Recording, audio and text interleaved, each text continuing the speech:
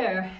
Today I wanted to talk a little bit about wrist, elbow, hand, forearm. This time of the year we start to really notice temperature changes, and so as it's getting colder, lots of people complain of having cold hands or cold feet.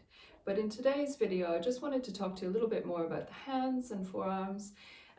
So if you've got muscles in the forearm that are tight, it's going to put pressure on the blood vessels, it's going to limit the amount of blood flow that you're getting through to your hands, and so it can also cause an awful lot of other things. So beyond that, if you had tight forearms one way or another, now on the flexor side of things, which is the inside part of the arm down into the palm of the hand, that comes from the inside part of the elbow.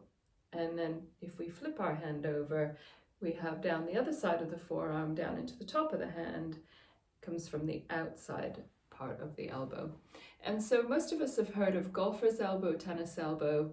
You don't have to have played either one of those sports to end up with strain in that area. It simply is that once it comes down from the forearm, it splits off and goes into the hand via tendons. And so all of the muscles that are in the forearm, with the exception of a few things, are actually attaching to one place, and so that one place is getting quite a lot of strain. If you reduce range of motion in your wrist, usually it's because you've got one side of the forearm or the other that is working too hard, too tight, and the other side can't actually work effectively. So we're going to go through the range of motion that you should have in your wrist and work through some scenarios about how to fix it with some really simple movements.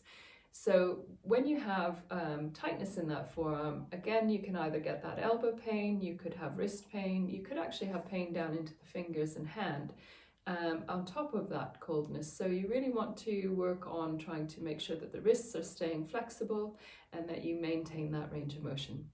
So we're going to start lying down.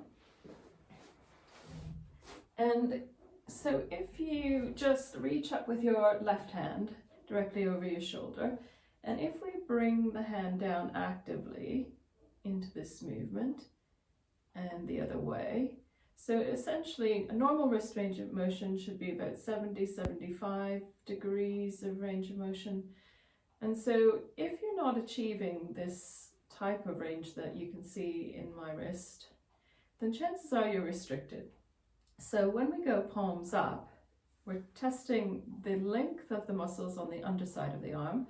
And when we go palms down, we're testing on the opposite side, the top part of the arm into the top of the hand and down. And so just even going through that range of motion and trying to if you put a little bit of resistance to start with. So we're going to start with the extensors, which are the top part of the forearm. And so if you just put a little bit of overpressure there, you can just feel where things might be restricted. So it gives you a little bit of information about where things might be tight, just generally. But to actively work through that, you can just go from one end of the range into the other. And if you just do this several times,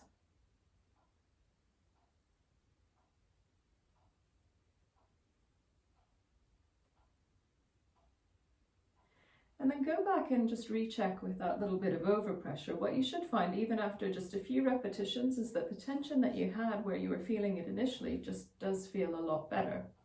Now, the other way we can also work through the wrists and forearms besides that is if you think about opening your hands as wide as you can, because often when we're relaxed, we're in a flexed position, and we often flex our wrists and our elbows doing everyday things. And so it's nice to extend everything and just open up.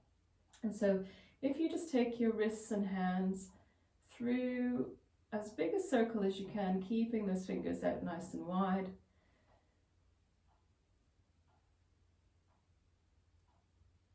and so again, it's just a good way to get the muscles around the wrist, in the forearm and into the hand, doing a little bit more. And you can change direction.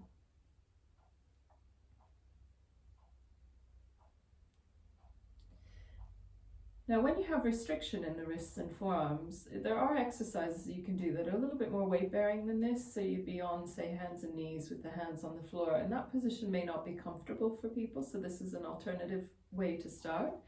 The other thing you can do is if you put your hands palms facing towards one another, if we think about pulling down with the one little finger and the thumb back towards you. So I'm alternating that movement in my wrists and hands, keeping my elbows straight. Now this one for a lot of people is quite a small movement. Degrees of motion here are much less than in your flexion and extension, but it's always worth working this because a lot of the movements couple with each other. So we need to be able to do this to flex and extend fully, and so it's worth working on.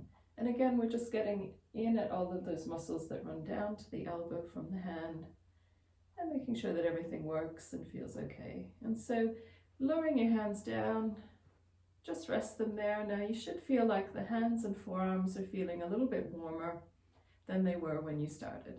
And so it's a great way just to work through and try and get some warmth into them, some circulation when the weather's cold, but also to avoid some injury.